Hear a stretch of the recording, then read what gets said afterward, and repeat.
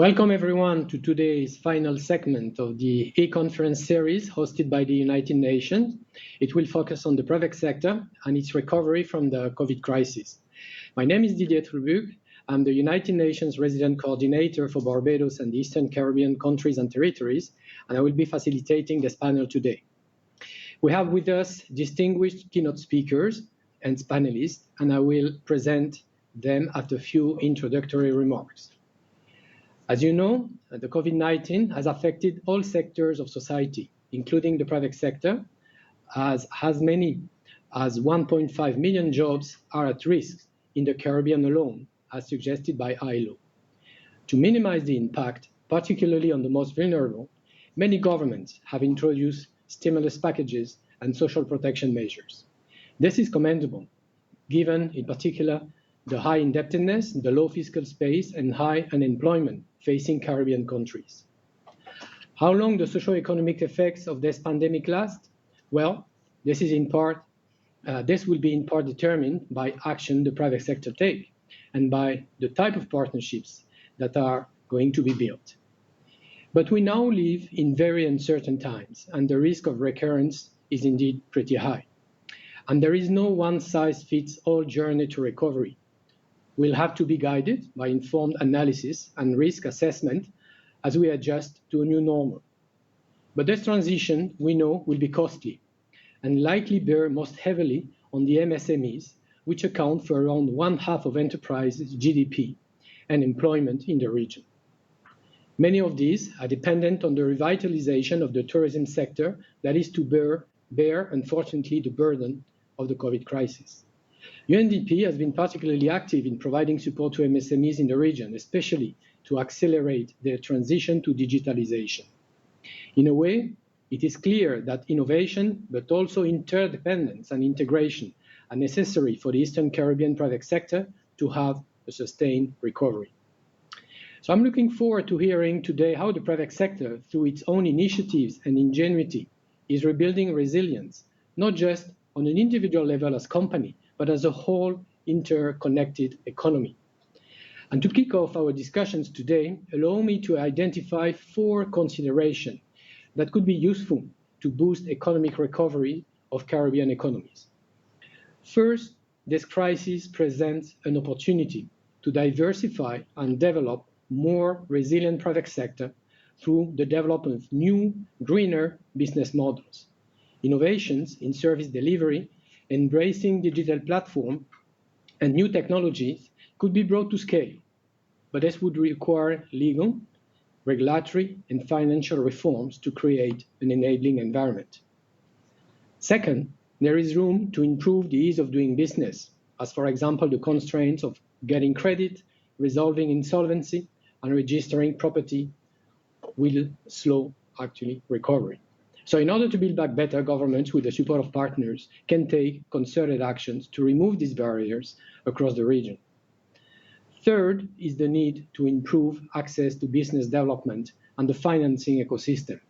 And this is especially true for the SMEs facing difficulties and despite significant liquidities in the commercial banking sector. We have thus a unique opportunity to test innovative financing schemes such as venture capital financing or social impact investment. And fourth, as we emerge from this crisis, we should keep in mind the needs of the most vulnerable, the high rate of youth unemployment, and the need to create sustainable livelihood for those who are living into poverty or are about to fall in poverty. Therefore, government support to private sector through stimulus packages and other fiscal measures could incentivize investment in inclusive business models and practice of good corporate governance. Ladies and gentlemen, it is clear that there is willingness to act amongst us. So it is my hope that we can seize this momentum to quickly deliver on fast recovery, but also on the sustainable development goals for the Eastern Caribbean.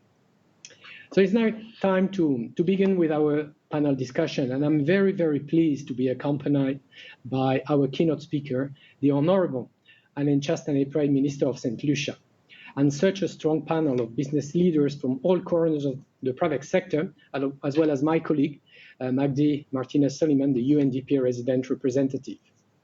There will be opportunities of 2 rounds of questions to the panel. The first will be after the second panelist and discussant, and then a last one at the end. So I invite you, all participants, to post your questions to the panelists in writing through the UE TV platform or UE Facebook or UNDP Facebook platform.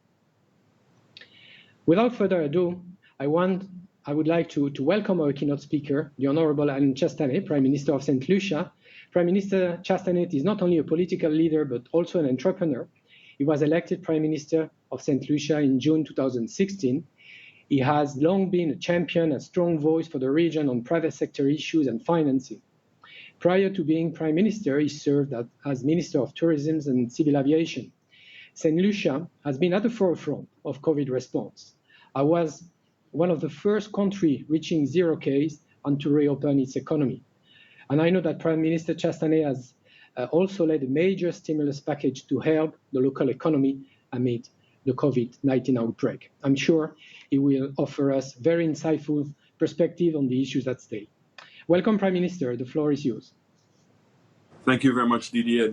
It's great to be with you again, and thank you very much for the opportunity to have this discussion this morning. This is a very critical issue, one that is overdue, and that time has come. And why do I say that? I say because we have been really dealing with COVID primarily as a health crisis, although all of us have understood from the get-go that this would be both a health war as well as an economic war.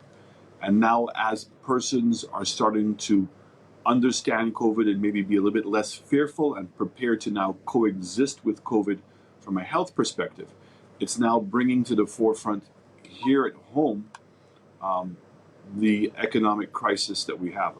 I thought that the analysis that was made that the global economy had gone into an induced coma was very appropriate. And if we understand from a medical perspective why induced comas are used, we also appreciate that they're used to protect organs. While there may be a brain hemorrhage, you're attempting to protect all the other organs. And like in a health crisis, and using an induced coma, it's not until the person comes out of the coma that you understand whether in fact that has succeeded. And likewise, as we're now reopening our borders and the global economy is attempting to reopen, we're now starting to understand the significant fallout on the business community and particularly within the tourism sector as well as SMMEs. So in understanding this situation, really, there are 3 crises that took place before that really helped us to understand what COVID is. The first one was 9/11, in which, again, airline industry and the world had been shut down for a period of time. And there was a fear of traveling. And we saw that there was a significant change in the protocols of security when it came to traveling.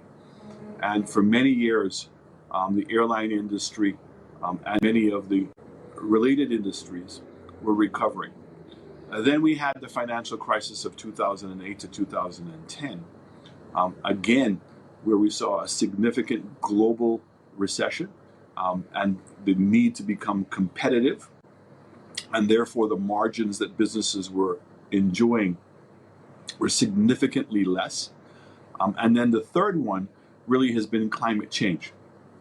And the climate change in terms of globally, but more importantly for the small island developing states, from a government perspective, all of a sudden having a major shock, which in some cases up to 200% of a country's GDP, and the inability to borrow monies at low enough rates or in the appropriate way to rebuild our countries. And in essence, COVID has produced all 3 combined together. We're seeing the fear factor of wanting to travel from a health perspective.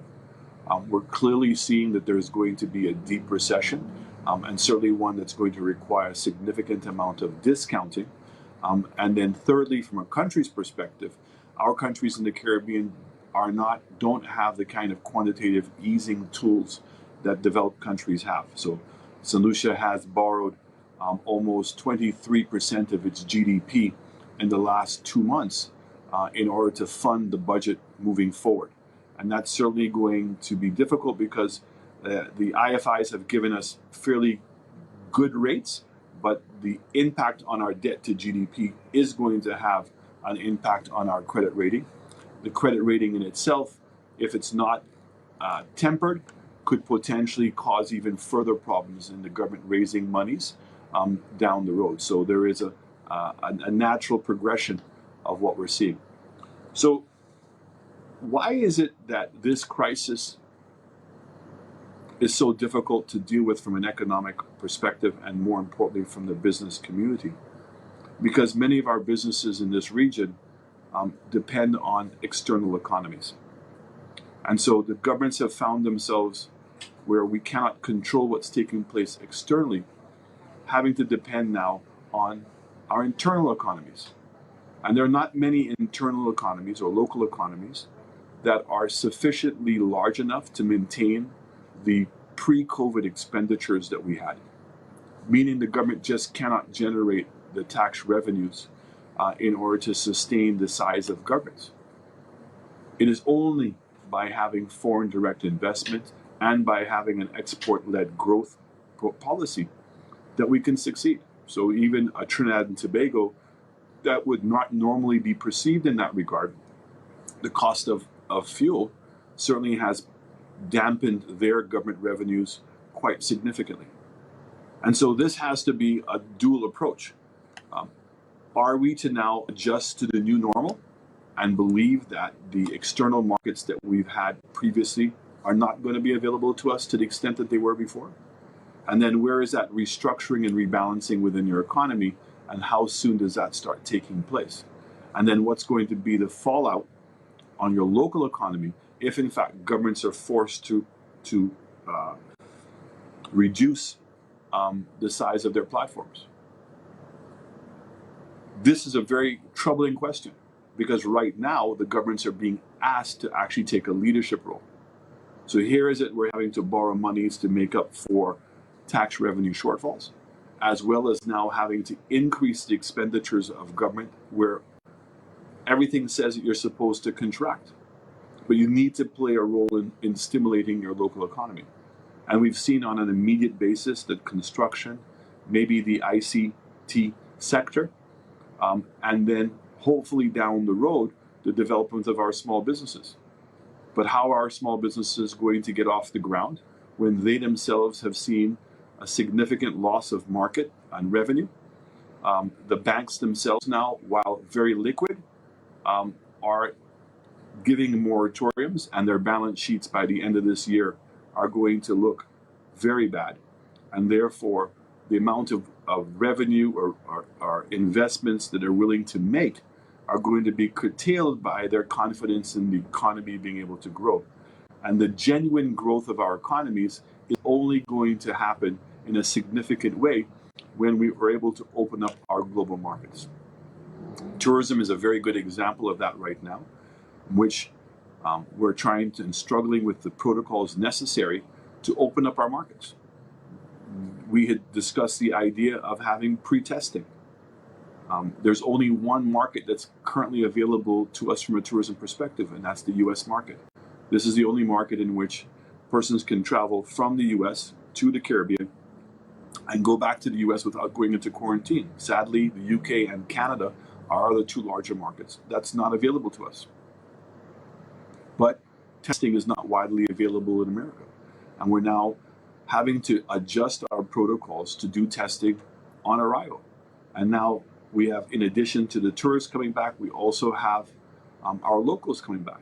And this is at a time where in the last 3 days, we've seen a spike in the number of cases in that same market. And so this tells you how difficult the situation is. And so the likelihood of us seeing a significant increase in tourism arrivals for the next quarter, I don't think is very good. Will we see some arrivals? We will. But most people are saying that we're not going to see a significant increase in those arrivals until November, December, and January. So we have a time to go before we're going to get the economic impact of that. Why is that important? Because we've seen that many smaller companies in our market space depend on the tourism market. So whether it be attractions, whether it be transportation providers, whether it be our farmers. Where is it that we're going to turn in the short term or medium term to address that? And that's the dilemma that we're having. So government's fiscal policies and monetary policies are being retooled to try to stimulate our local market. And so part of the local market that we've really understood is that government itself now must go through a transformation as well as businesses. It is about the ease of doing business. But I would like to say more poignantly that it's not about the ease of doing business, it's about the cost of doing business. Because it's the cost of doing business that's going to tell us whether we're going to be competitive on a global basis. And the cost of doing business now has become even more difficult in terms of who we're going to market to. And is there an opportunity to attract businesses that were in developed countries in which they can come and move to our region? Sadly, our populations are not large enough to consume a lot of those products. So we're still going to be dependent on those other markets to grow our own economies. And it remains in a flux. When you hear the levels of unemployment in the US and UK and in Canada, what's going on in Europe, and sadly, this idea of nationalism that's taking place in those countries. So we have to have confidence that at some point that these markets are going to reemerge. And we must try to anticipate what's the levels of competitiveness that we're going to have to reach in order to solve that problem. So governments must look at the e-government platforms in a significant way.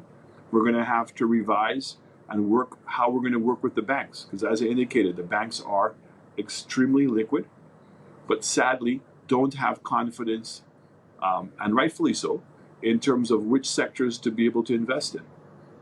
And what we're trying to do as a government now is to reduce the risk of making investments in SMMEs by reducing the taxation in those areas, looking at legislation as was recommended by DDA, the Solvency Act, etc., to facilitate that investment into these markets. The other big one really becomes exactly what we've talked about, innovation. So innovation can come from existing businesses, but also innovation is going to be down in the future. The development of incubators where persons are looking at businesses that are now export-led. And export doesn't mean that the product has to be manufactured in our region. It means that the copyright, the trademarking should be done in our area. The genesis of the idea can be from here, and become a hub of innovation, intellectual innovation, not necessarily the manufacturing. I look at Estonia, where young kids were producing an electrical bike. The bike wasn't manufactured in Estonia. It was eventually manufactured in China. The pay system was PayPal, but they developed their own website. And so the profits of this innovation were coming back to Estonia. And Estonia and the small businesses have learned to compete on a global basis because of the e-platform that they have. People believe that they're in a country without borders. And we've got to transform our region much quicker into that kind of thought process. So the truth be told, that government, through construction, job creation, in immediate, can help resolve some of the problems of the retail companies and some of the manufacturing companies. But it's going to be impossible, in my mind, for us to fully recover our economies to what it was pre-COVID without seeing how we're going to fit in to the global market. And it's that idea of the global market that we need to use this time that we have to start retooling our own governments to be more integrated with the global market, making it easier for people to do cross-border transactions. That we need to start retooling our own small businesses to understand, yes, you should be looking at your local market, but we have to have a segment of our society, our small businesses, that are also looking to progress and develop stuff moving forward.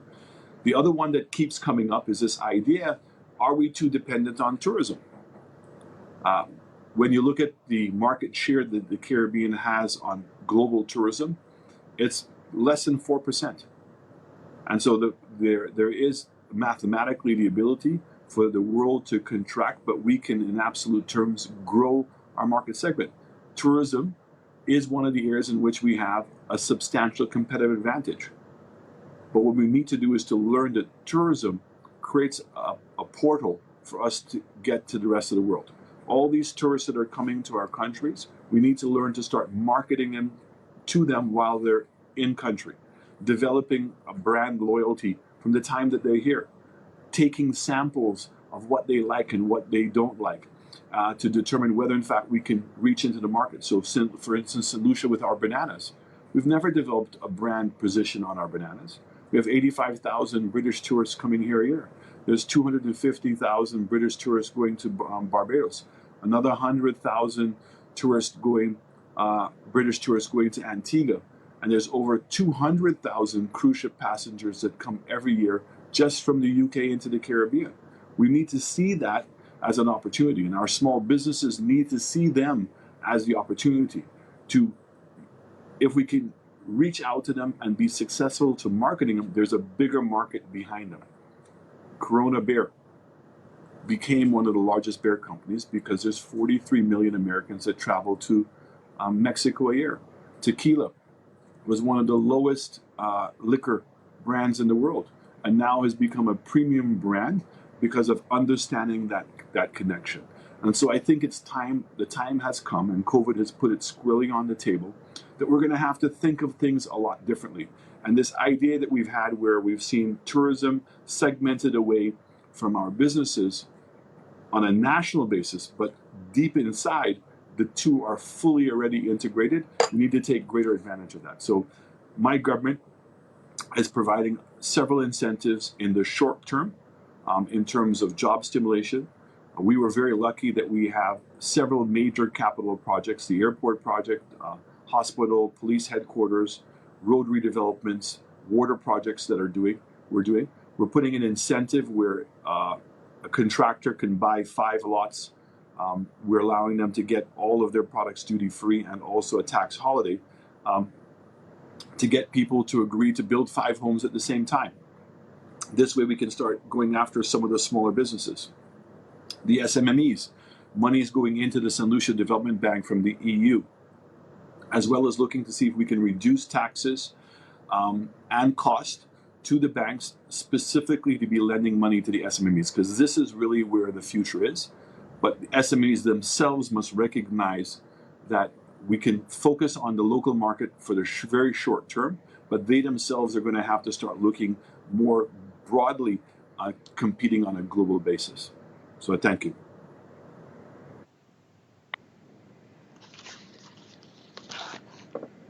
Thank you very much, Prime Minister, for your very insightful presentation, in which in particular you highlighted the subsequent 3 crises prior to COVID, and the fact that we may not expect significant arrivals on tourism, and of course Caribbean economy might depend on the reactivation of the tourism sector. You also mentioned the need for governments to support transformation and address the cost of doing business and anticipating the level of competitiveness. So the need to reduce risk, to invest in SMEs so that they can better access liquidity, and of course the support to innovation through business incubator, and the opportunity for governments as well to foster greater integration in the global market, amongst many other things. Thank you again for this very insightful presentation. I would like now to turn to our first panelist, Ms. Trisha Tanis, who is President of the Barbados Chamber of Commerce and Industry and is also CEO of the Unicommerce Barbados Group.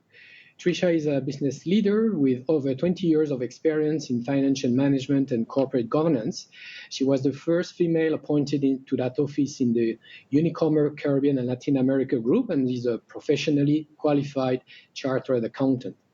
Tricia is also contributing to the creation of a sub-regional UN Global Compact network in order to further a coalition of private sector leaders in support of the Agenda 2030. Tricia, thank you again for being with us today. The floor is yours. Thank you. Good morning. Good morning to you, Prime Minister Chastity and all of my fellow colleagues. Thank you, Didier, for the invitation. Very happy to be here. I presented just a few slides, and I'll go through them. And really and truly, I believe that several of the points that certainly I'm going to bring out have already been touched, either certainly by yourself, Didier, and certainly by Prime Minister Chastity, and I'm sure will be echoed as we proceed through the panelists. But it is very clear that there has been a devastating impact, and Prime Minister Chastity, took us through a fairly succinct synopsis of what the Caribbean is going through. And it's not just, I think the point he made last in terms of the interconnectivity of the tourism sector and the businesses on the ground, I think really rose very quickly to the surface during the crisis and during the lockdowns. Certainly for the tourism and tourism sectors, we saw declining revenues, whopping revenues, significant, between 80 to 100%. During the lockdown for obvious reasons, as we curtailed commercial flights coming in to the region. And certainly when you look at some of the other more vulnerable sectors that were deemed non-essential, like retail, distribution, construction, and so on, anywhere between 0% and 50% capacity, essentially is what those sectors may have been feeling between April and June. As Minister Chastity said, financial services appear to be more resilient, and certainly they are. But the impact of loss provisioning resulting from IFRS 9, in light of the crisis, results obviously in very deep contingent loss provisioning against their balance sheets, and certainly threatens the sustainability of their portfolios as they go forward and look to the future. Also, such figures, you would imagine, impact upon workers in a tremendous way, and unemployment levels throughout the Eastern Caribbean and the Caribbean as a whole. And certainly there are calls for attention, certainly for those to ring fence some sort of social protection for those who have lost their jobs and income, and even those who haven't lost their jobs but are still losing hours of work, and therefore they're losing earnings. Didier, you would have obviously referred to the estimated 1.5 million jobs, representing about 10% of working hours across the Caribbean. And about 80% of those jobs are coming from tourism and tourism-related sectors. In Barbados, we've had our unemployment claims soar to over 40,000. And we've equivocated that to circa about 30% unemployment. And, it is a very, very rough time across the region. And let's not even mention small business sector that is very dependent on the larger players in the sector and certainly the wider economy. We've had reports certainly that there's been some decimation, and they're in critical need of particular help in the aftermath of the crisis.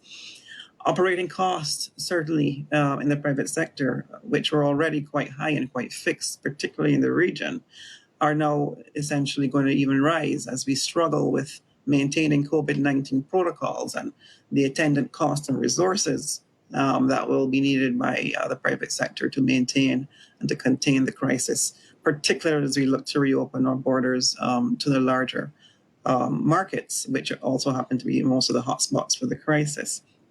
And therefore, the stage has been set. We know the private sector has gone through a very traumatic period. But then the question then arises as to essentially, what obstacles do we have to overcome in this rebuilding effort? There are several, but I've chosen just to focus on three. During the crisis, we all know on the ground in the private sector, the focus immediately became on cash. Cash was king. Cash still is king. As you can imagine, in an environment of negligible revenues and high operating costs for a sustained time. And therefore, we will speak to, I'm sure the other panelists coming in the next section, we'll speak and have a chance to expand on the financing and refinancing structures that no doubt the private sector needs, with longer payback periods, lower interest, alongside obviously looking along your value chain to renegotiate with suppliers and partners as well. And therefore, we certainly will see a trickle down and trickle up effect. And we know a lot has been asked of the financial sector, and they have come to the table. But ultimately, they can't be left holding the bag either. And therefore, some consideration has to be given in terms of how do we even look to protect the financial services sector as well. The second one that I would say is what I would call the dinosaur mindset in the private sector, where there could be a propensity as far as slowness to adapt. And throughout the crisis, you would have seen that those sectors and those entities that strictly relied on a brick and mortar presence and didn't have an omni-channel value proposition, for example, e-commerce, would have suffered exponentially more than those that would have had omni-channels or zero contact channels already available to clients and customers pre-crisis. And therefore, we build the resilience factor that's present in certainly our management mindset would have had a very, very strong impact as to how resilient our structures would have been in and out of the crisis. And thirdly, the elephant in the room, the ease of doing business, and that was also referred to by Prime Minister Chastity. He called it the cost of doing business. Depending on which territory you're from, it could be both. And in Barbados, in particularly, we are struggling with essentially improving the business and competitive climate in which the private sector operates.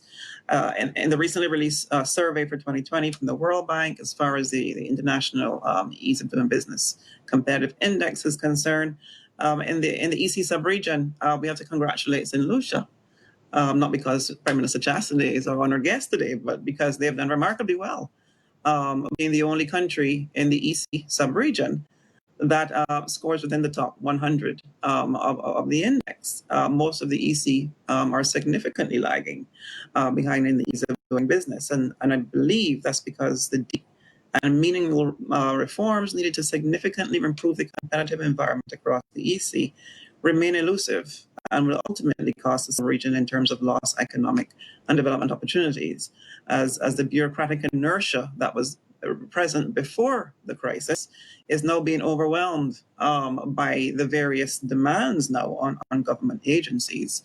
Admittedly, none of our institutions were built with the capacity for a national shutdown overnight and for 43,000 claims to be presented, for example, in Barbados, over a short period of time. Our businesses weren't prepared for it.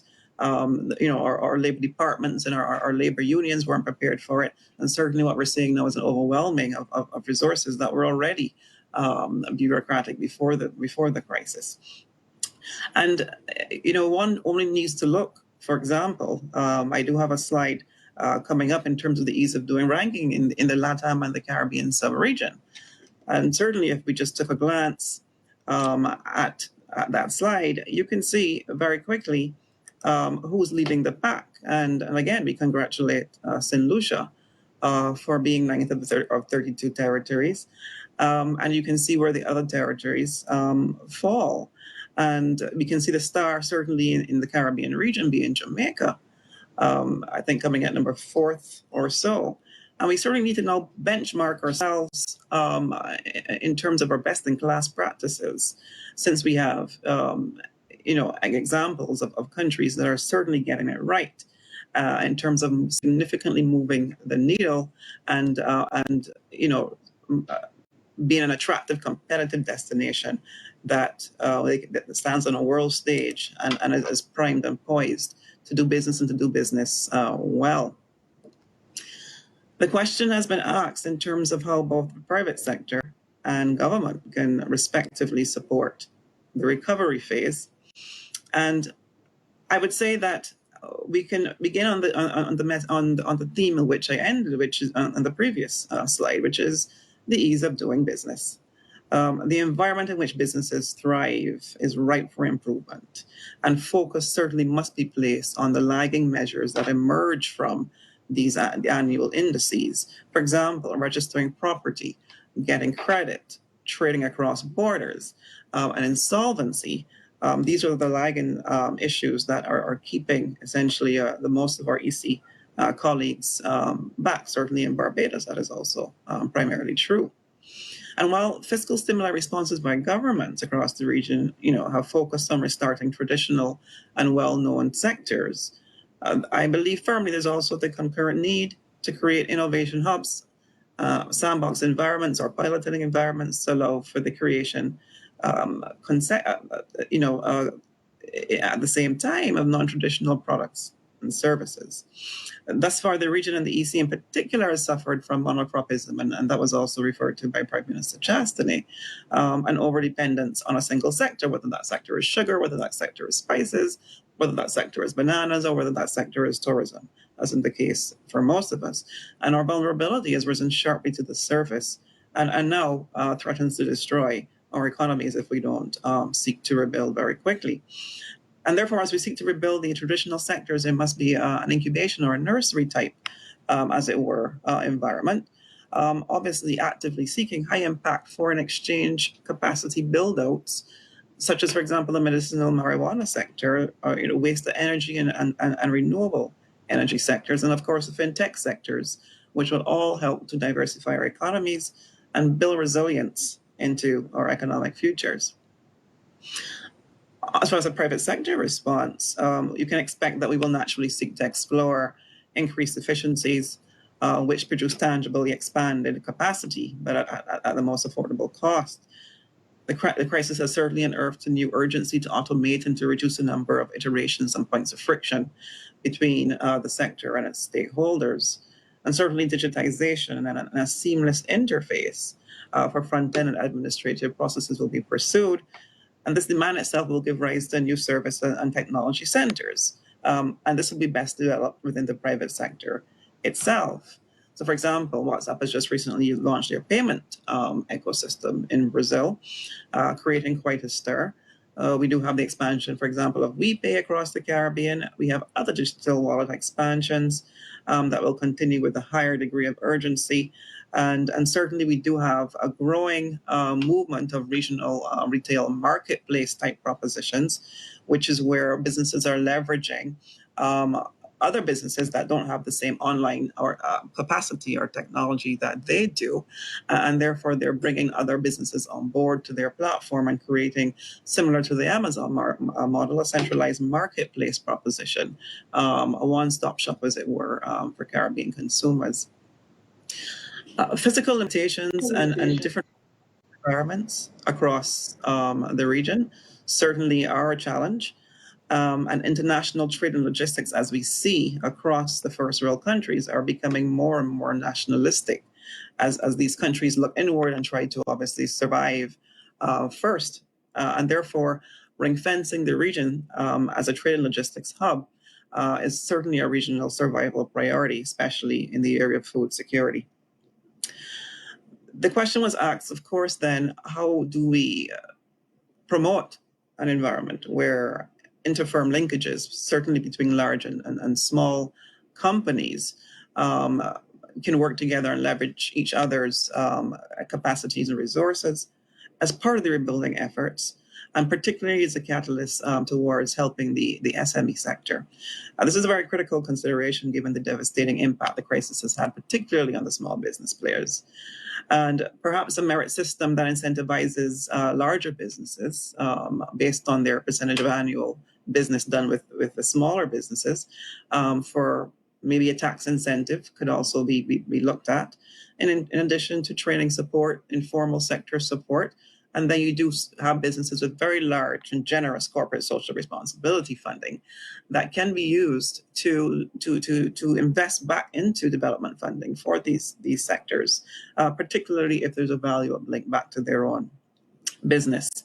However, scale and capacity of large or smaller companies in the region is often a challenge as they struggle to produced at a large enough capacity to satisfy the regional demand. And therefore, particularly in Barbados, I am reminded that our furniture manufacturing sector was quite small and now fledgling, but yet we have an extremely high and punitive tariff rate for extra CARICOM furniture because of the relative pricing coming from the Far East. Those tariffs really do nothing to prevent competition when those goods are imported into Barbados. I would encourage, therefore, a reinvestment of some of those duties that are not really protecting the sector as they were designed to do, to be channeled back into research and development, and certainly expansion of manufacturing capacity. Just as an example of some of the things that both private and public sectors can do. And finally, I'm sure Mr. Diddy and Mr. Trabuc and his colleagues, their heart really is asking, how can the UN help? As a resident rep, and you sit in an environment and economy, and you see the pain and the trauma, certainly that the economies are experiencing. We do appreciate, that the UN is certainly asking how it can help and how its fellow development partners can help. And I would say that social safety net certainly must be protected. What is interesting is that the SDGs that were very well communicated and are very well known, all of a sudden, some of them now are rising to the top again. And, we're hearing language that we didn't hear before the crisis. All of a sudden you're hearing words like hunger and poverty, emerging across the EC as we see what the crisis has done to our economies. And now I believe the time is right to promote and relaunch some of these goals. I've highlighted a few here that I think are now being seen with new and fresh vision. And I believe, therefore, that the UN certainly can assist government and other development partners to link these SDGs back here, promote private enterprise, and build social capacity at the same time. Finally, I think that the UN can sponsor education and training uplinks as we seek to retool, create an educational pipeline in our people across the region to link national strategy, private sector opportunities, and a skilled workforce that is fit for purpose and competent to support the overall national development vision. Thank you. Thank you. Thank you. Thank you very much, Tricia, for this very comprehensive and realistic presentation. You particularly outlined the three main obstacles that have to be overcome, such as cash flow, the slowness to adapt, the ease of doing business, and you outlined very clearly what government and private sector response could be, and how, of course, UN and other development partners can support those endeavors. I turn now to our second panelist, Mr. Kenneth Green. He is the president of the Dominican Chamber of Commerce and a managing partner of Advanced Global Partners, a management and immigration consultancy. His perspective from an economy in Dominica, which is slightly less reliant on tourism compared to other islands, will be interesting to hear. Kenneth, it's a pleasure to have you with us today. The floor is yours. Please be mindful that we have 10 minutes for each panelist. Thank you. Over to you. Thank you, Didier. And thank you to Prime Minister Chastanet for the astute presentation, and to Tricia for paving the way for my presentation. I'm not going to have anything on screen. I'm going to have a conversation with the audience. Suffice to say that the things that Tricia mentioned, the decimation of the private sector, is accurate. The Prime Minister captured it by saying pretty much that we have to, in many ways, be able to be more agile and to think better and to innovate better. The challenges that we face will continue to be there long after this crisis has passed. As such, we need to adapt and start to plan to become more capable of withstanding future events of all kinds. In Dominica, we are kind of disaster experts, having had 2015 Erica, having had 2017 Maria, and now this event coming on the heels of that, when we were just starting to show some green shoots of recovery from Maria. And this event is a much more insidious event altogether, because it affects pervasively not just the the physical manifestations of development, but also it affects the mental health and confidence of citizens, which is a huge factor in any growth paradigm for a nation and for a region. But to give a little context of some of the issues that we face in Dominica, just like in Barbados and in St. Lucia, we've had decimation of the tourism industry. Over 2,000 employees of the hotel and hospitality sector basically are being subsisted by the government fiscal incentives package. And overall, the government are subsisting close to 10,000 people across the private sector who have either been laid off or in the process of being laid off, or as in the tourism sector, are without work since February, because the manifestation again of this crisis has been longer for them than for most other sectors. But there is hope, and there are avenues that we have to look to. Since the 90s, the W has successfully managed to create open global markets, which have created the ubiquitous term multinational. And this has created a business culture throughout the region, with certain exceptions of import and resale as the paradigm for large business growth. COVID has given us a glimpse of what could happen if supply chains were threatened, and solidified the lesson that Sir Arthur Lewis, a prominent solution, tried to give us many, many years ago, which is that the Caribbean has it within us to produce for ourselves as a community. However, it needs the private sector to enter sectors such as agribusiness, not just as an agro-product selling exercise, but a part of a targeted strategic CARICOM initiative that will engage key strategic centers in the region. And I can mention my own country, Dominica, I can mention St. Vincent, without fear of misleading the audience, as champions of a possible food security plan for the sub-region and region. We were extremely fortunate that, for example, the Miami port hub was not compromised, because I don't think many of our audience or many people understand how traffic in terms of our food that comes to the Caribbean that actually comes through Miami. And that is a huge concern. And we may have dodged a bullet with this crisis, but in a future crisis, that be the problem we have to deal with. We have this in our own resources in the Caribbean, but it can't be just left to the private sector. The private sector needs a platform afforded to them by policy to invest in strategic centers in the Caribbean to provide support, not just for crises like these, but with the cyclical climate change events that we're having. This is even more critical. I'll give a quote for my next point from Lewis, who's one of my favorite human beings. And the quote is, collective judgment of new ideas is so it is arguable that progress depends on individuals being free to back their own judgment despite collective disapproval. Now, this may seem to contradict mentioned about there needing to be key partnerships, but in the next point, COVID-19 revealed some of our weaknesses in having to react to create services which in real terms were essential before COVID. This catering for elderlies and remote delivery and ordering, for example, are things that could have been in place a long time ago. We have the bandwidth in much of the Eastern Caribbean islands. We have fiber to the home, and we have networks that actually surpass our usage of them. ECB have recently championed the creation of a $1, for example. And in the presentation in St. Kitts, I pointed out that without a freely available API, which is an application programming interface, we may have yet again a pyramiding of the digital economy instead of a needed disruption. I was happy to hear Trish talk about the need for digital agility, but for technology's sake, we need disruption, because it is that disruption that will create other platforms to replace bricks and mortar operations that do not innovate and indeed force consumers to stay locked into the past. Government has to take a play into this, but there is a lot of talent in the region.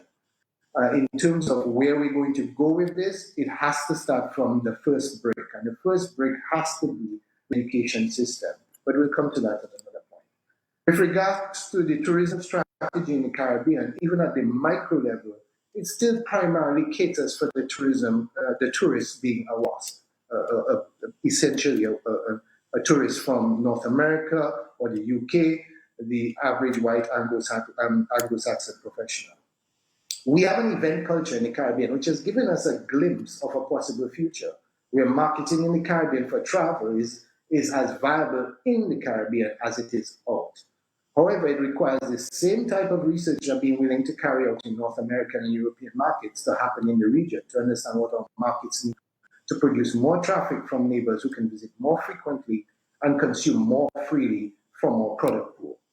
And again, that needs developing because we, for example, in the Eastern Caribbean have Martinique and Guadeloupe, collective GDP of 20 billion euro, a population of 900,000 people, which surpasses the entire Eastern Caribbean, and are 90% dependent on France for their food security, for example. They import everything from France. So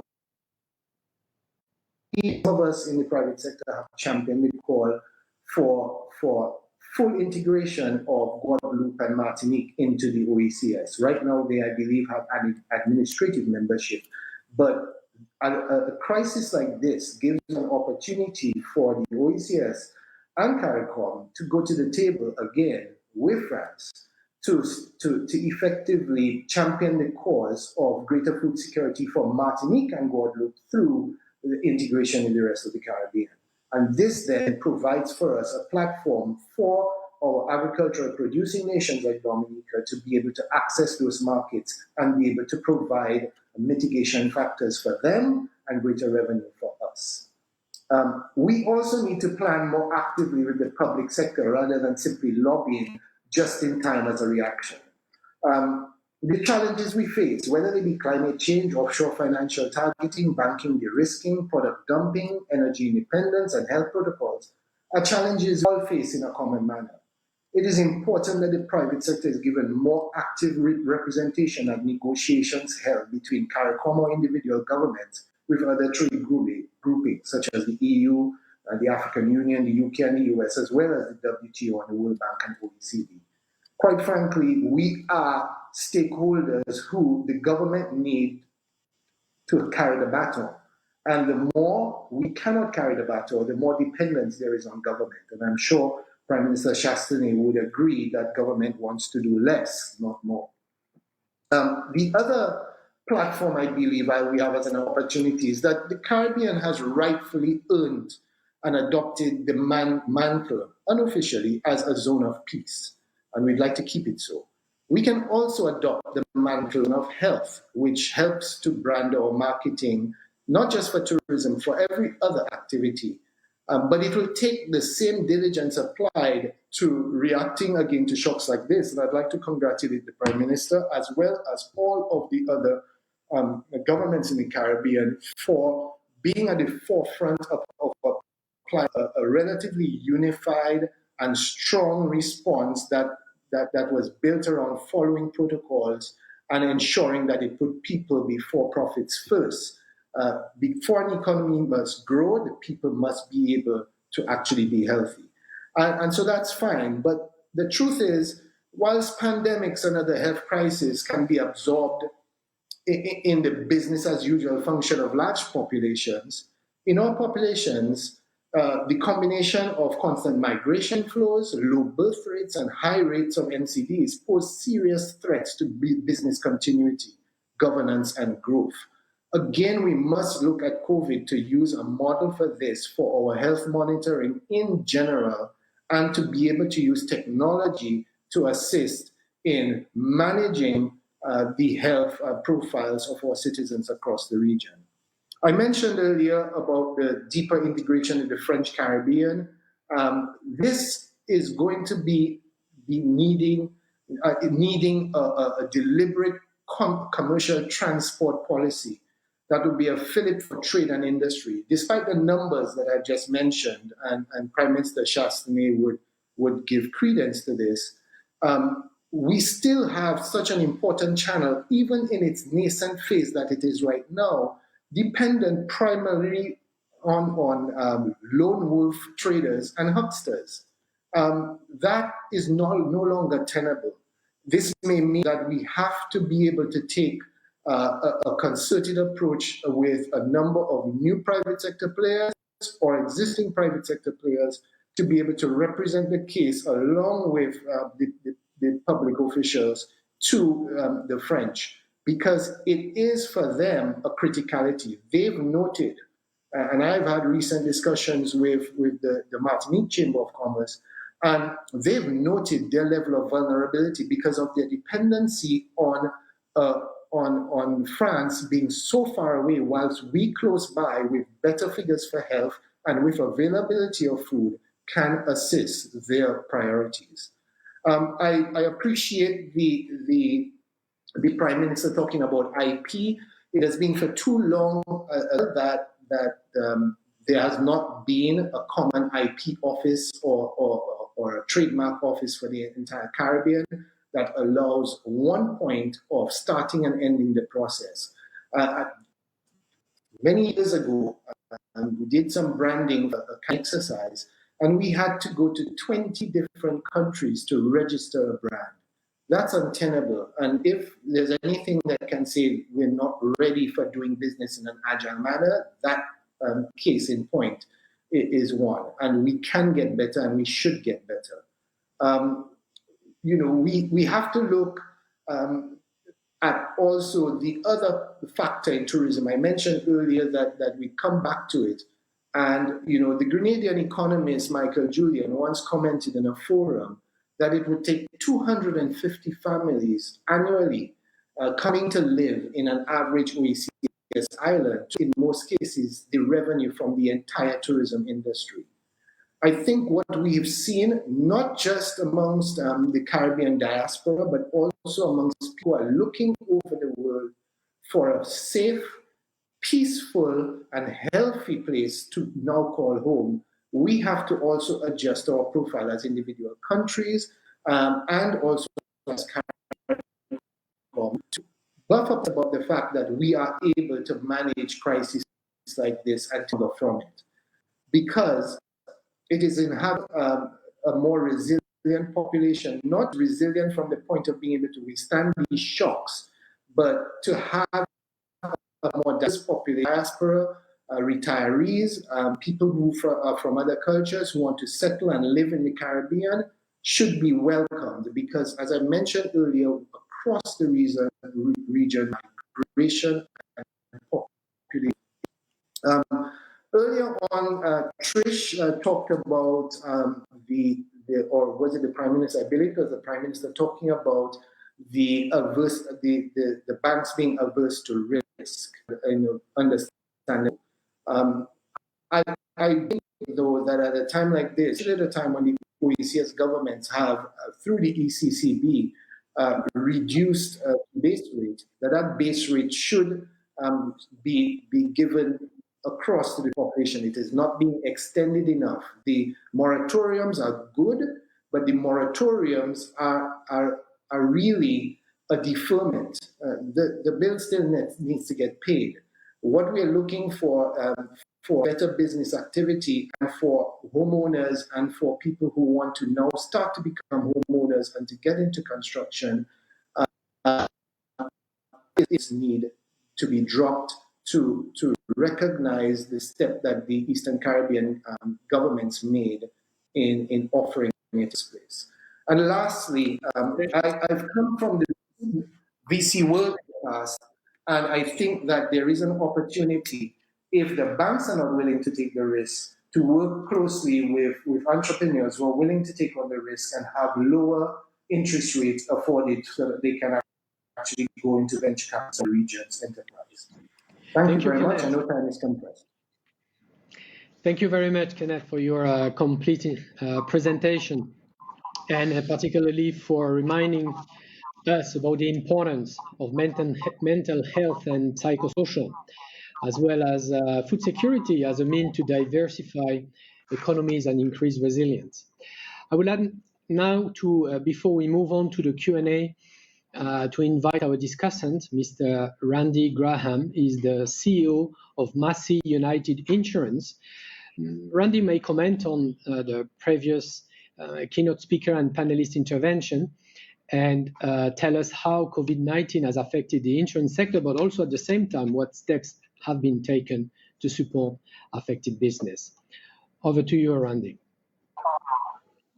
Sure. Good morning, everyone, and thanks again to the UN for this, I think, timely and very useful series at this time. You know, the COVID-19 environment is a world changer, and we're all trying to figure out how we move forward in a post-COVID environment. Now, you know, the esteemed panel before me spoke extensively on numerous matters impacting the Caribbean, which the COVID-19 has brought. And my role simply is to you know, in the context of the issues raised before, just speak very briefly, and I will be mercifully brief, about how, as a company in the Caribbean, the reality and the practical reality of having to respond on short notice in the COVID environment. Now, for us at Massey, if you contemplate the business, is predominantly a retail business. The group will facilitate the buying and the selling of you know, food, goods, cars, insurance to the populace in the Caribbean. And that traditionally in a pre-COVID environment has been done by customers coming into businesses, browsing, making selections, making payments, you know, using various forms in stores, and leaving stores with goods, products, services, or receipts of service. And then if you contemplate, we have in the group about 12,000 employees, a couple 100,000 customers facilitating business in this way. And COVID comes and shutdowns come and businesses stop. Now, immediately as a company, you're staring down the barrel of not being able to operate in the first sense. And in the second sense, you know, having to evaluate in very short notice how exactly do I continue my business and what's important, and you know, with not a lot of time to evaluate that, but still your responsibility for community and for country, you know, and you evaluate, you see, okay, I have employees safety that you have to contemplate. You have customer safety that you have to contemplate, and you have a company that has ongoing expenditure and social responsibility that it has to continue. And how? Because the environment has no change. And after quick evaluation, you determine that the only way you can continue to facilitate business is if you cover off on the elements that we used to facilitate business in the past, but doing it in a different way. So in order to contemplate the selling of, to continue the selling of food or selling of insurance, we then have to, in a remote environment, figure out how or what do we put in place to allow employees to continue to work from home, customers to continue to make selections from home, business payments to continue in an environment where you cannot go to a physical cashier, and delivery of goods in circumstances where movement is restricted. And as a company, you have to look for IT. You have to spend money on your laptops. You have to spend money on your IT infrastructure. You have to spend money on marketing and communication to educate your consumer as to how they can still procure their goods and services from your company. And you have to do that very fast. So and the additional expense of getting IT infrastructure in place, getting ergonomics in place for your staff, all of this has to be done in an unbudgeted environment because COVID was an unbudgeted event. But you have to do it in order to facilitate business. And that's what it took for us to continue business in this environment. And that's in a remote environment. When companies started to open back up, when countries started to open back up, to allow for physical transactions to occur in any level of normalcy, it meant expenditure on health protocols at the point of entry in your companies. It meant nurses and sanitizing facilities for employees to allow them to bring back themselves into the office. It meant that for your office to be safe, you had to spend to have social distancing in your furniture layout and in your IT equipment and your telephone equipment. All of this expense had to be taken on in order to facilitate the business in a post-COVID environment, and that is what it took to continue operations. In order to continue employees having employment and generating salaries, in order for consumers to get the food and the products that they need, that had to be done. And if you contemplate our insurance sector, we are on the cusp of June, which meant that it was hurricane season, and you cannot stop insurance because our region, through climate change and our locale on the global map, is susceptible to hurricanes. So it is not an option to stop the business and to not offer the insurance. The United Insurance has been paying out for catastrophes in this region for the last 40 years. But we have never done it in an environment where movement was restricted or payments had to be made in a particular way. Now we have the financial ability to do it, but how do you then facilitate these payments and facilitate claims for your clients in this type of environment? And Thank we you, have Andy. to quickly get things in place. We'll have to move on with the flow. Thank you very much for those insights. And I would like to mention two questions. The first one is a comment I recognized. Also, Tricia had it in her presentation. St. Lucia doing business achievement for the region. And the question is, to address the ease of doing business, we must tackle public sector reform. And what areas must government address outside of digitalization for public sector reform? So I believe, Prime Minister, you could perhaps take that first question. And then the second one is about our tourism market that have catered mainly US and Europe, and what is to be done, or what is being done to expand to other markets like Latin America, but also Japan, China, etc. Thank you very much. I also want to, in answering, bring up what I think is going to be a game changer for businesses in the Caribbean, and that's called the issue of a carbon tax. The climate change issue that we're confronting here is that we have emissions that are going into the hemisphere that are, for the most part, being generated by developed countries.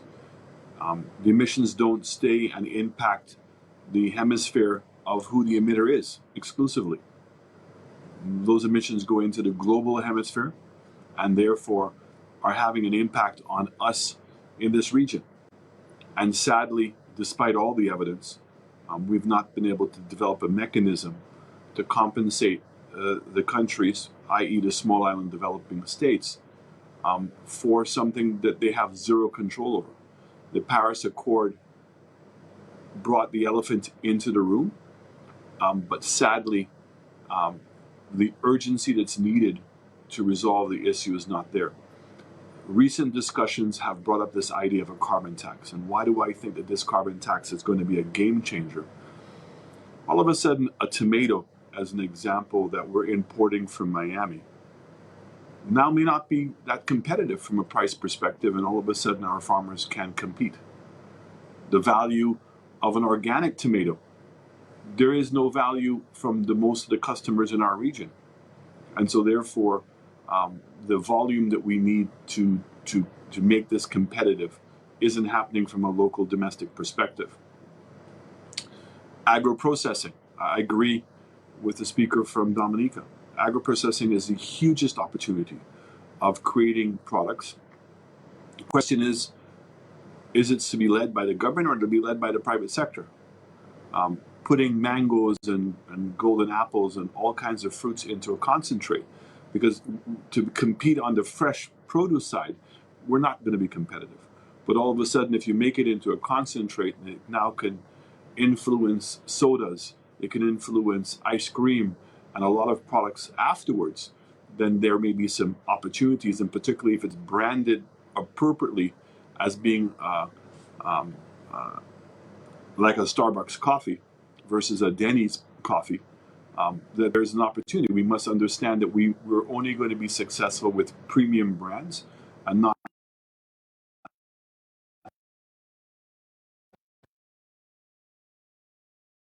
No.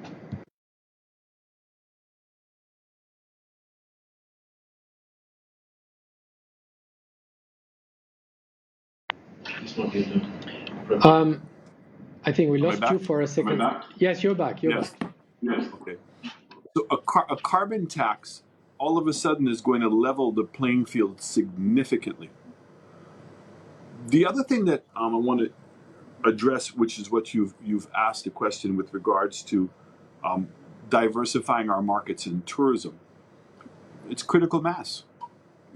You're not going to get Chinese coming here or Japanese coming here in any kind of significant numbers. It's too far, and the cost of transportation, and even the routing which people are going to have to take to get to the Caribbean, we're not there yet until we can get to a critical size, and we're continuously fighting ourselves here in this region. I mean, I recently did a graph, very simple, where I took Aruba, Barbados, Nassau, Cayman, the BVI, and St. Lucia. I looked at their GDPs, I looked at their um, uh, size in terms of square miles, I looked at their populations. So, for instance, if you take Aruba, which is a population of 106,000 people, has a GDP of 2.65 billion, and has a square miles of 70 square miles, and you divide the 70 square miles into the 2.65 billion, it generates an output of $38 million per acre, per square mile, sorry. Barbados is $30 million per square mile. St. Lucia is 9. When I look at persons per capita GDP, so for instance, if I was to take Aruba's per capita GDP, which is at 25,000, multiply it by the population of St. Lucia, which is 180,000 people, the GDP ought to be 4.5 billion. Our GDP is 2.5 billion. Aruba has 15,000 hotel rooms. St. Lucia has 4,500. Yet people think that we're overdeveloped in the area of tourism. The advantage that St. Lucia has, if we grew more hotel rooms, is that we have an agricultural sector, we have a manufacturing sector, we have an offshore financial services sector, and as really appropriately pointed out, that there is a big market, growing market segment of secondary home markets. People who now recognize that even during COVID, that they don't have to be at work and they can now work remotely. But it requires a world-class healthcare system.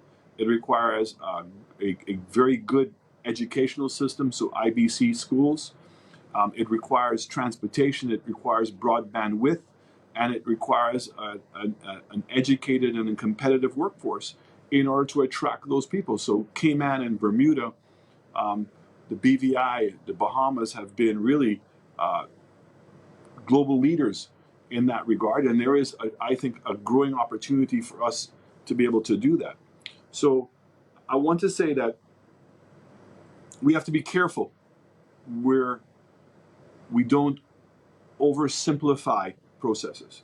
Now, the core question you asked with regards to the ease of doing business and why I myself have spoken about the cost of doing business. So what's the benefit to St. Lucia for have been the number one in CARICOM for a period of time? We're now number 2 in CARICOM, but we've remained number 1 in OECS. Can I legitimately look at you and say to you, there is one business in St. Lucia that I believe came here because of the ease of doing business? The answer is no. Business people don't think that way, or at least I don't think they think that way. It's about what the risk is and what the potential return is going to be, and whether in fact I think that the return is high enough to cover what the risk is going to be.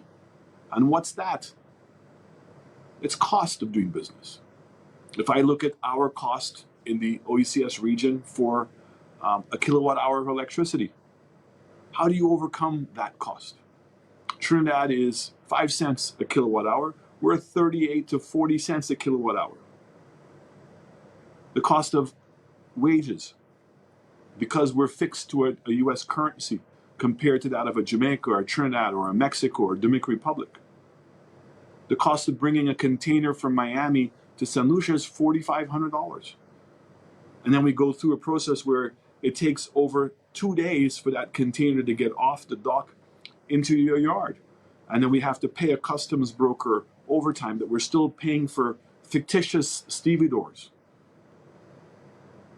These are the things that now all of a sudden start coming up when you're looking at the cost of doing business. And the discussion we had with the World Bank and the IMF was this foregone revenue that they talk about when we provide tax incentives to the tourism industry. I asked a simple question. How many jobs and how much tax does the government collect on a hotel room that doesn't exist? The answer is zero. So the next question becomes, if in fact it's not a matter of the chicken and egg, what you need is you need the hotel room in order to grow your tourism sector. What is it that a person has to be, what do you have to do to convince a person to build that room? And you know that the room is going to cost in excess of $250,000 to $450,000 a room.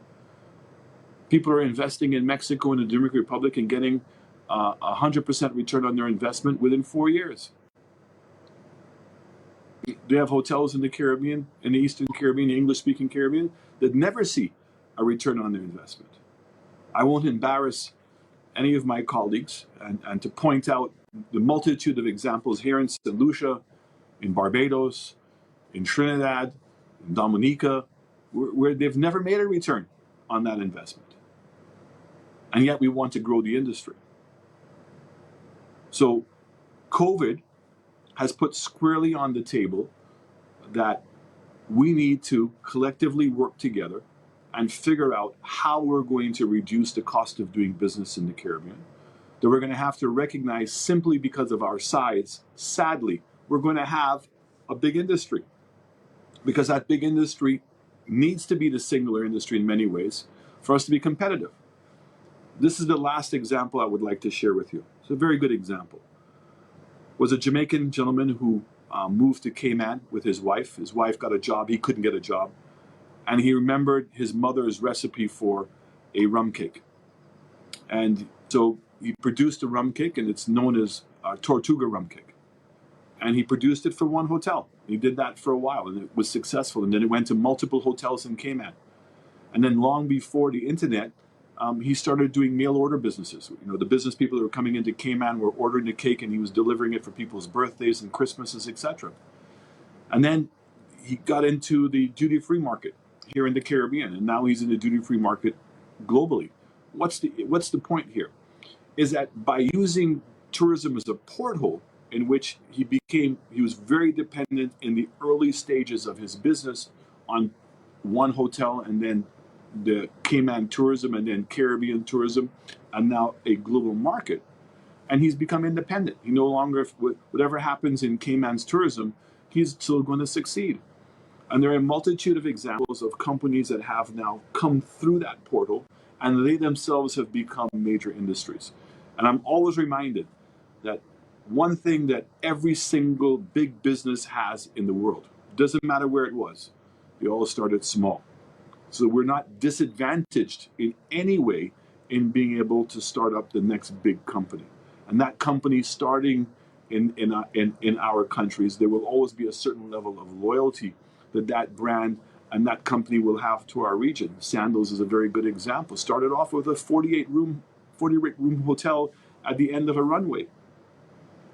We have to figure out how we can create the next Tortuga rum cake and the next Sandals and the next Banks Bears and all these great companies that we have in the region and how we can foster them. And COVID now has brought this sense of urgency to the table. And that's why I said initially that really for the next 6-8 months, we're very limited on what we can do to try to resuscitate our economies.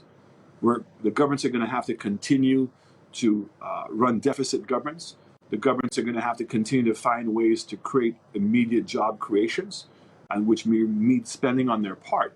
But at the same time, I think we need to be sitting down collectively together, as was being pointed out here, and figure out how we can change some of these policies to facilitate greater growth. But I have to say to you, I absolutely believe that the core principle is the cost of doing business. If we're not going to focus on the cost of doing business, and the cost of doing business has a lot to do with the ease of doing business, but I think the ease of doing business doesn't create that sense of urgency. I think when you put things out in terms of on a competitive basis, on a cost basis, what we're competing against, it tells you that we need to move much faster in making this region substantially more competitive than it can be. But it can be done because companies in the past have shown us that they can succeed. Thank you very much, Prime Minister, for those very insightful and precise response. This is much, much appreciated. I now turn on to our third panelist, Ms. Donna Wellington, who is Managing Director at the CIBC First Caribbean International Bank. She has been with the First Caribbean International Bank since 2005 and is currently responsible for regulatory affairs and revenue generation across all key segments of commercial banking in Barbados and the 7 countries in the OECS. Donna, it's a pleasure to have you with us today. Of course, your role in providing liquidity to companies is critical. In that respect, your views on the situation are most expected. The floor is yours. Thank you, Didier, and good morning, good afternoon now, everyone. Protocol having been established, I want to thank the UNDP and fellow panelists for thought-provoking sessions so far. Noting that I'm the only financial institution on the panel, I will focus on comments from a financial institution standpoint. And given the my institution's positioning in Barbados and the Eastern Caribbean, and that being my personal remit, just to mention that we're now in 6 countries and not 7 in the Eastern Caribbean, having exited Anguilla. I'm also the president of the Bankers Association in Barbados, and in that regard, I guess I have insights from a Barbados perspective of the entire bankers situation. Apart from that, though, because of my remit for the Eastern Caribbean, responsible for the countries there and the direct the person in the bank for doing that. I do have a number of comments on the role of domestic FIs, especially in the Eastern Caribbean, but I want to speak today around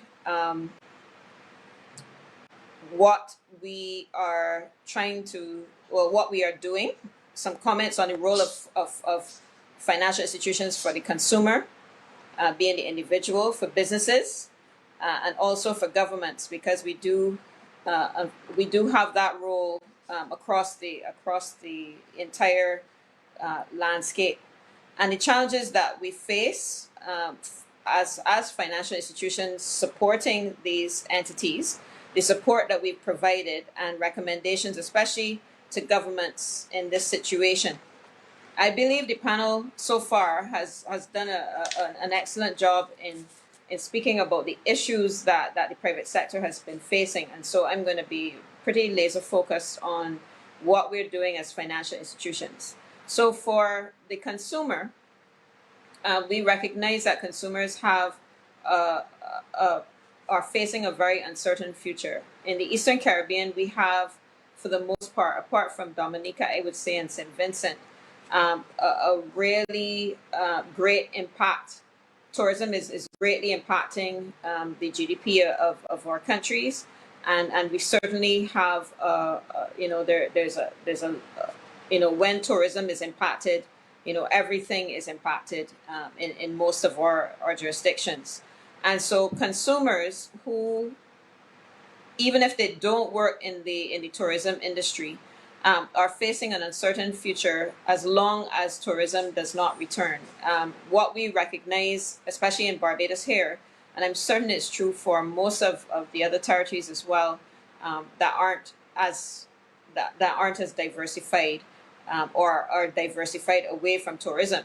What we've been finding is that everything touches tourism. So even if you are working in a supermarket and you think that somehow the impact of planes coming here doesn't impact you, of course it does, because tourists also shop. A lot of the goods that come in to our countries are actually flown here as well, apart from shipped. And certainly there has been a decline in demand during this COVID period, and it has caused a deleterious impact on employment across the sector. Tricia already spoke about what it has done in Barbados, and 40,000 new unemployment cases above the unemployment that we had before of around 10% or so. So it really has had a challenge. And what that means is, of course, because financial institutions, um, we lend to individuals in mortgages and car loans and general lending. It means that that uncertain future has an immediate impact on a financial institution, because when a person does not know what is happening with their employment, it certainly has an impact on what they're going to their ability to pay their debt. So what we have done is provided relief, cash flow relief in at this time up to 6 months for the most part, and we have been doing that for where we have done for both principal and interest for moratoria for our customers when asked. Some banks have done so on an opt-in basis, which means that if you need it, you ask, and some have done so on an opt-out basis, which means they've done it carte blanche for all of their retail clients, and you will have to say that you don't want it in order for you to be removed from that. We've also offered credit card relief as well. For businesses, with their challenge with the drop in revenue, and also there have been a lot of challenges with respect to staffing and what does one do with what is a business's highest resource, but also its most expensive resource, which is its teams and its staff. And so there have been significant layoffs, and that has led to another challenge in severance. And one of the things that has happened to businesses is that apart from the drop off in revenue from just their clients coming to businesses and doing jobs with and actually them earning off of their clients, they've now had the added expense of trying to determine what they're going to do with their employees, where there has been a reduction in demand of such a cliff-like situation that they cannot see how they will be able to hold on to all of their employees because of our social safety nets here in the Eastern Caribbean. Severance is one of the things that has come up, and certainly that is an unplanned expense, and usually severance is paid when you do not wish to rehire persons to do a similar job. But in this instance, we're dealing with people who have to be rehired, well, severed, and then you still have to turn around, because if your business is continuing, you still have to turn around and hire a new cadre of people. And I expect that this will be causing some challenges with respect to the types of jobs that will go forward in the future and how people will be employed. Because certainly if people are severed and have been provided severance, the employer is going to think twice about rehiring in the same way, and we're likely to see a lot more contract workers than we do currently. The other thing, of course, is managing the expenses and the reliance on the tourism sector across the board. And what we're seeing and how we are helping these businesses move forward is helping them both with working capital. They have also been provided moratoria, and where opportunities exist, capital expenditure, and also, as was mentioned before, those businesses who are able to reposition or are using omni-channels and so on. We're supporting those both with e-commerce as well as just the financing to get that done. Now, what we found is that those businesses, and it's very similar to in biblical times with Joseph in Egypt, those who have actually planned and have margin are able to survive a lot better than those who had none. And generally, what we're seeing is that there are a number of businesses who were on the precipice probably prior to COVID, were not well structured, were not well capitalized, and certainly they're going to struggle. And what the challenge that we have as financial institutions is working through these very challenging circumstances with our clients. Obviously, if we offer working capital support and for capital expenditure where possible, and then we are also staying very close so that we monitor this basically on a bi-weekly basis with our client base. The next area I'd like to mention very quickly is the impact and our support to governments. And very similar to what we're seeing with businesses, we're noticing the same scenarios with our governments in Barbados and the Eastern Caribbean. Those who have planned, or rather, even if you haven't planned, you're in a financially your fiscal situation is good, are faring a lot better than those whose fiscal situation was challenged even prior to COVID. And um, you want to say never to waste a crisis, and basically the support differs um, based on the crisis. Because I'm here in Barbados and actually was the president of the Bankers Association during our debt restructuring, I have gone through that very painful process of an over-leveraged government which had to make some very challenging and difficult decisions. And certainly, they are similarly in the Eastern Caribbean over-levered and challenged governments who also have some very tough decisions to make. Where when we think about how businesses are run, and even when we lend businesses money, we certainly are looking businesses or individuals. It's a very simple situation. Do you have even now or in the future the revenue to demonstrate that you can afford what you're doing? Are your expenses covered such that you have the margin in between to be able to pay back your debt? And it doesn't matter what you are, if you are an individual, a business, or a sovereign, the same rules apply. And so we're looking at the sovereign situation in the same way, and looking to see if when those scenarios don't exist, we certainly have to look at our clients and try to work with them to see how we can get everyone in that instance to a better situation. So we've been trying to work with our clients to support during this crisis, especially and assisting where possible with national initiatives to innovate and support macro policy. And we are also very much focused on, as was mentioned, we have a lot of challenge with IFRS 9 and the provisions for credit losses, which obviously had a very deleterious impact on our balance sheets. We're seeking not to waste the crisis. Donna, we'll have to conclude. Could you conclude and then we move on? Okay, I'll just say that we're trying not to waste the crisis by making sure that we lend. We provide lending where required, and there is digital transformation. But I do want to say in closing that we are encouraging innovation by our clients and those challenged by the crisis, and were not well managed before and hid well behind it. This is a time where even though in the public it may look like COVID was the reason, there are sometimes when COVID isn't the reason, and it just has escalated a challenge that was there before. But we want to help everyone to come back stronger and to work assiduously and trying to recover.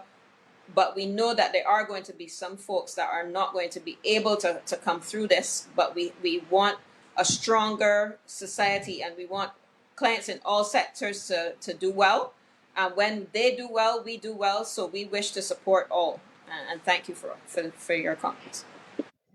Thank you very much, Donna. I think that's a wonderful way to close your intervention. And especially mentioning the cash flow relief to tourism businesses that you provide, as well as cash flow for transition to digitalization of business model. I think this is something that is going to be extremely useful. I now turn to our final panelist before rounding up, David Steppel, who is director at Williams Caribbean Capital. David specializes in developing new business opportunities that focus on infrastructure and the green economy sector.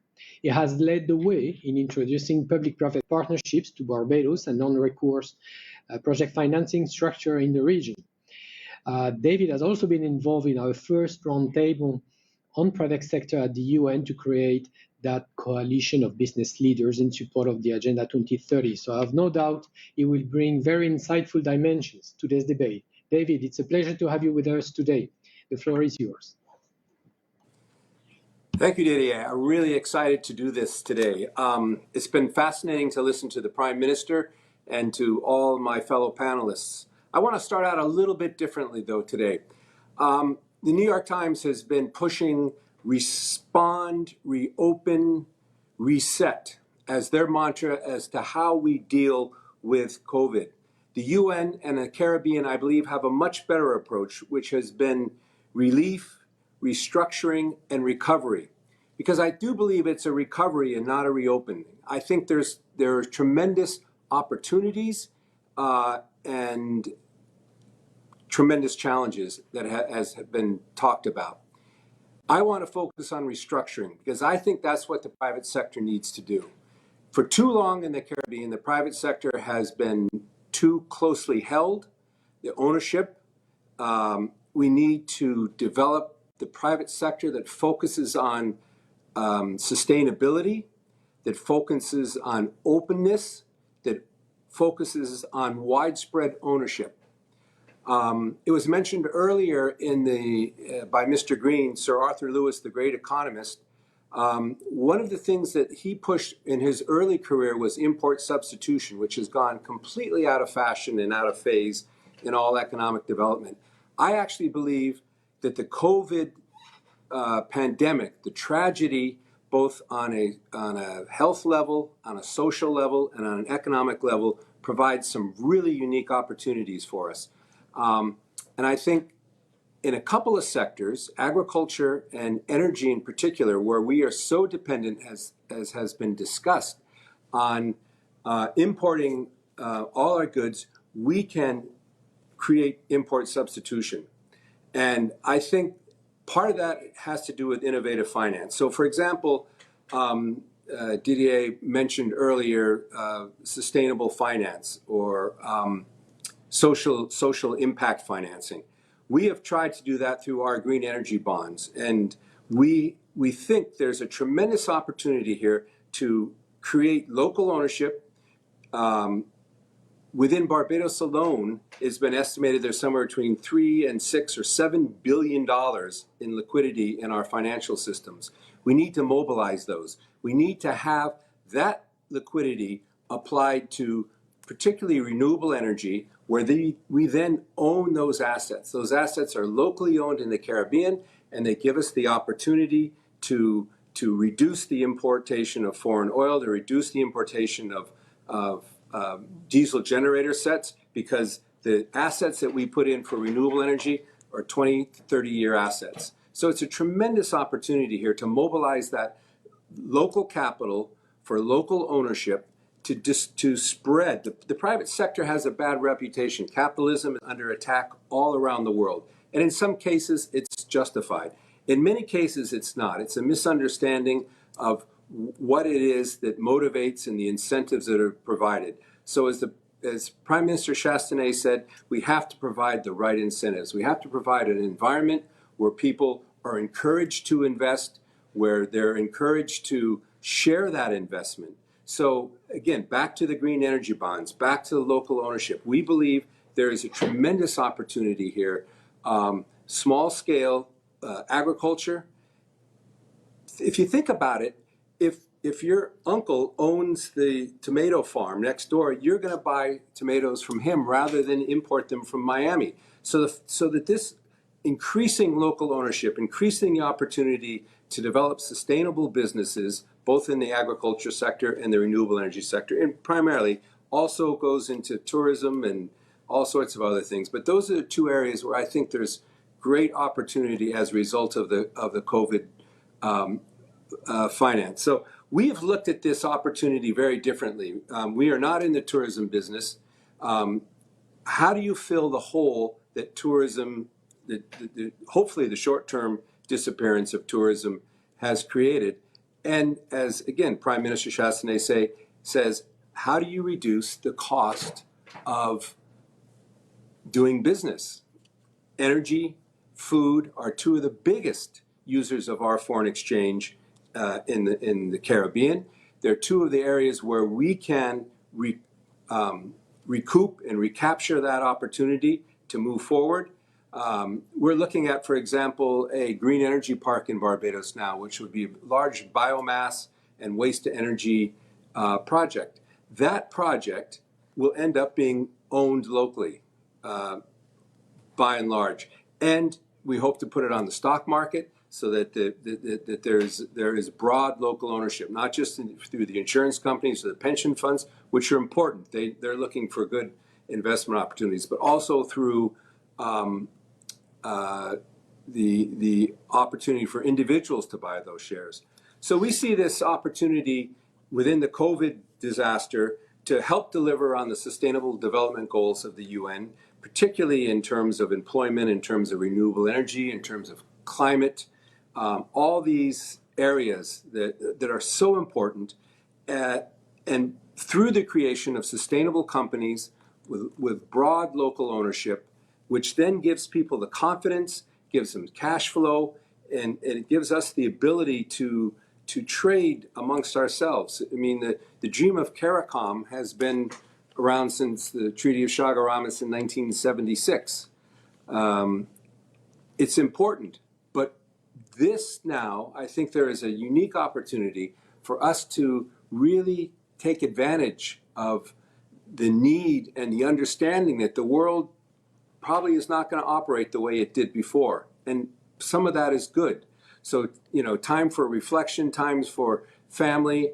We now understand how important that is, given that we haven't had that opportunity in many cases. So I will stop here, but I will tell you that I am optimistic is probably too strong a word, but there are great opportunities here. And for us to restructure the economy rather than just recover the economy, I think it's important that we take serious steps. And part of this has to do with the government creating a good environment. I differ a little bit with the Prime Minister on that cost is important, but if you have an environment where it's easy to do business, where people can move forward quickly, the cost doesn't become minimized, but it becomes less important to them. And so we need to create that. I'll just give you one example. We have a renewable energy project, put it to town and country planning, 17 months it took for them to give permission to something that could have been done in a month. So it's an example of what we need to do to improve. But we have the people, we have the skills, we have the capital. What we need is to mobilize that and to encourage people and give them the incentives and the opportunity to invest, and we'll be, I think, in far better shape. So thank you very much, and look forward to more comments. Thank you very much, David, for your optimism. I think we all need this in this period. And I think you have very well outlined sustainable finance opportunities such as the green energy bonds that you have put in place, and how all this new financing opportunity can be geared towards reducing cost of energy and food in the region. We'll have some more time, thanks to UETV, to take some additional questions.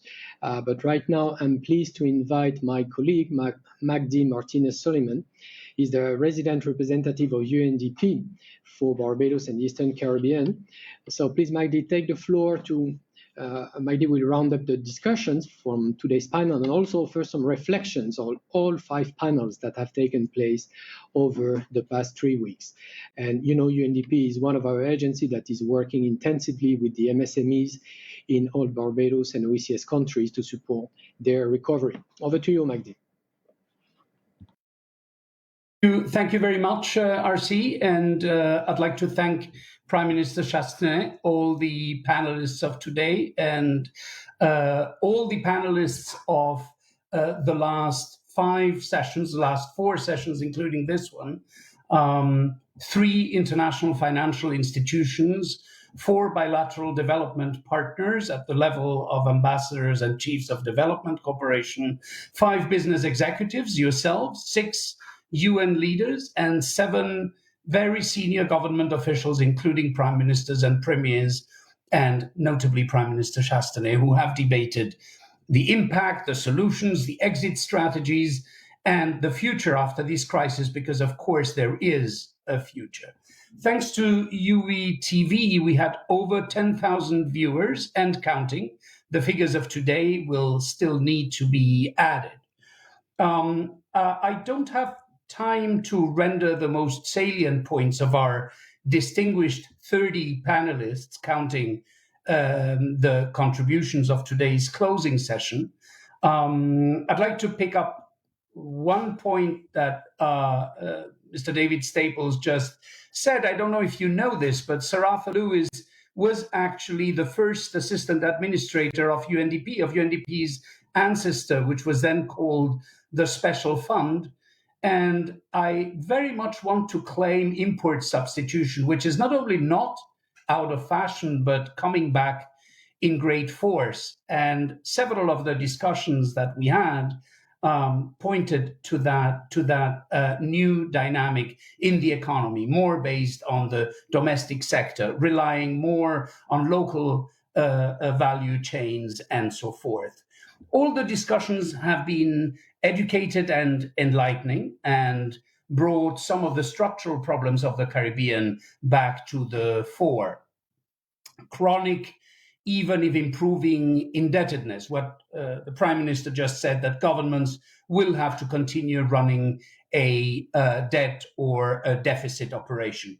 Great capacity to respond to the crisis. We just heard our speaker from Dominica saying that our Caribbean societies are actually specialists in resilience. The cost of doing business and the ease of doing business. These monocrop economies that are not diversified enough and therefore rely very heavily on external sectors that are beyond one's control. And a situation of grave difficulty with more public expenditure needed on one hand and less revenue collected on the other, which obviously does not make for a good balance. In spite of the challenges, I thought the tone was overall picking up the gauntlet of challenge, optimistic and reliant on the Caribbean people, and clearly looking forward to ways in which this crisis will be overcome. My last point in these very brief concluding remarks is about governance. Something that obviously was not the center of the discussion today on private sector, but which I believe generates the enabling environment that allows the private sector to thrive. When one looks at the acrimonious partnership, the bitter confrontation, and sometimes the social unrest and even violence that populates our TV screens, broadcast from too many countries overseas, one appreciates even more, I certainly do, the civil, democratic handling of the crisis by the Caribbean leaders, the civic behavior of the population at large, even making a general election possible in St. Kitts and Nevis without the slightest problem in its unfolding, is a lesson beyond these shores and for other societies abroad. The public information efforts, the political accountability, the respect for the democratic institutions were ultimately part and parcel of the success in containing the spread of the virus. And I think this has to be said loud and clear. The Caribbean nations have contained the spread of the virus. They have induced, as Prime Minister Chastanet just said, in a comatose treatment, their economies, but they have saved the lives of many in their societies. And this has been an excellent test for governments and for governance, and the Caribbean leadership and people have passed it with flying colors. Nothing else to add at my end, Didier. I hand back the floor to you. Thank you very much for your attention. Thank you very much, Magdi, for this roundup and for having captured most of the essence of those panels and today's conversation. I would like to offer a couple of questions that we have received, especially related to the liquidity. The question is the following. There is excess of liquidity and savings in the banks. How can we support the financial sector to better intermediate these savings into productive investment for the region? Who would like to take the floor on this?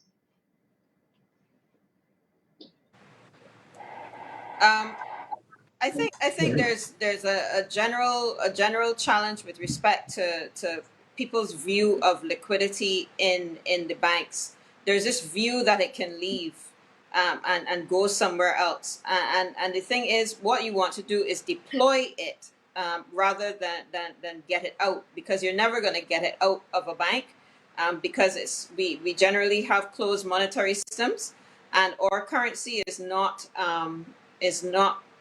one that is widely accepted, and so therefore the monetary system is where all the cash is held, and all the cash is held in the commercial banks, and so therefore you're going to have a situation where the money is always there.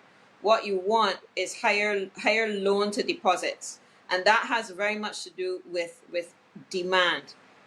There's an expectation that commercial banks also can be the be all and end all for all, because we are the gatekeepers with respect to the money supply, and are highly regulated, hold deposits of most persons. We are duty bound and have a fiduciary responsibility both to the central banks as well as to our clients or depositors, to make sure that the loans that we make are actually of good quality. We do want to encourage equity, venture capitalism, and also we do want to encourage even more loans. But that is a function of the private sector and actual demand. Now, you will have a situation where you have new entrants to the financial system, new businesses and so on, indicating that commercial banks, for example, will not lend them funds or whatever. And generally, you will find, and certainly for my institution, we want very much to lend as much as we can, as quickly as we can, but we have to do it very safely. And if it is that there is a challenge with respect to credit quality of those particular entities, that is when there is a need for differing levels of funding. So generally, there is developmental funding, there is equity, there is mezzanine funding, there's all levels, and certainly as we go along the continuum, I think that in our region we certainly have most of those levels, but I think what is missing a lot is venture capitalism and equity, equity for many folks. What I will say very quickly thereafter is that what I have found also missing very much, given that we lend to individuals, small businesses, medium-sized businesses, and very large corporations, is that on the lower end of the spectrum there is a lack of, I would say, financial literacy when we come to looking at new businesses that are trying to enter the system, and just the general feel as to what is required from a financier's perspective, and that will go for equity, venture capitalism, small credit unions, or commercial banks.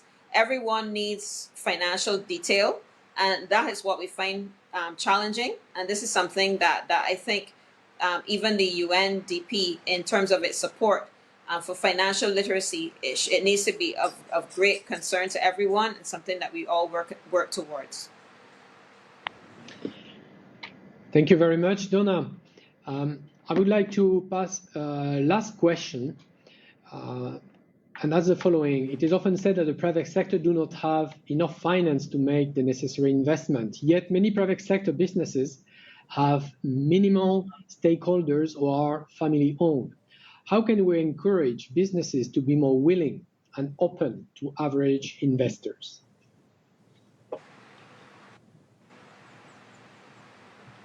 Who would like to answer? Yes, Kenneth. I spoke earlier about disruption. It's a very good question. I spoke about disruption. Basically, if you look at the genesis of most economies, family businesses have been a feature of nearly every economy in the world. But they go through a genesis cycle, and that cycle is often developed, and you could almost say interrupted by disruption. We haven't had significant disruption in the Caribbean.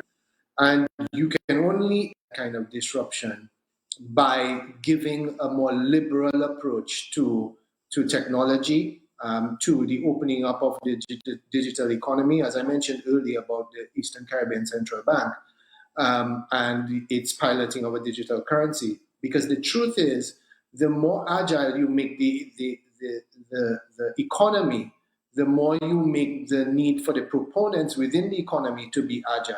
And it is only then that these businesses will need to change and they'll need to inject people who have new knowledge into them. But as it is, if you're simply surviving or thriving on the basis of import and resale, as I mentioned earlier, is a paradigm within the Caribbean, then that won't change because there isn't much intellectual property, to be brutally honest, in being able to import based on brand relationships that your grandfather might have taken 20, 30, 40 years ago. And so therefore there is no need to bring new investors into that platform. But when you're talking about new technologies, where you're talking about leveraging e-commerce, where you're talking about having to go into cryptocurrency to be able to leverage something like marijuana, medical marijuana, then you're going to actually have new knowledge. And that is where new players will be welcome, because their knowledge, not just their money, their knowledge will be needed and people will have to open up. So disruption, that's what we need. Thank you, Kenneth. And with that, we will end this panel. I would like to thank our keynote speaker, Prime Minister Alain Chastanet, to join us today, our panelists, Trisha Tanis, Kenneth Green, Donna Willington, David Staples, Randy Graham, for taking the time to be with us today and share the very insightful views. I believe there are a lot of takeaways that can be easily turned into action. I want to especially thank UNDP, Magdi Aziz's team, for organizing with other UN agencies and my office what has been, I believe, very beneficial series that would hopefully help the Caribbean building back better and a stronger region post-COVID-19. I want to thank again UETV for the support and the precious collaboration. I wish you all a good end of the week.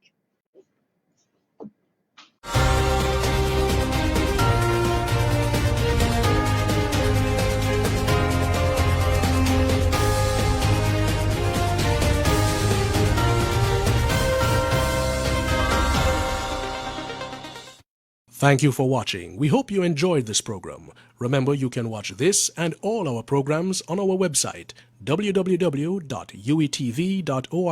available anytime, anywhere, and on any device. Also, join the conversation on social media by visiting our Facebook, Twitter, and Instagram pages.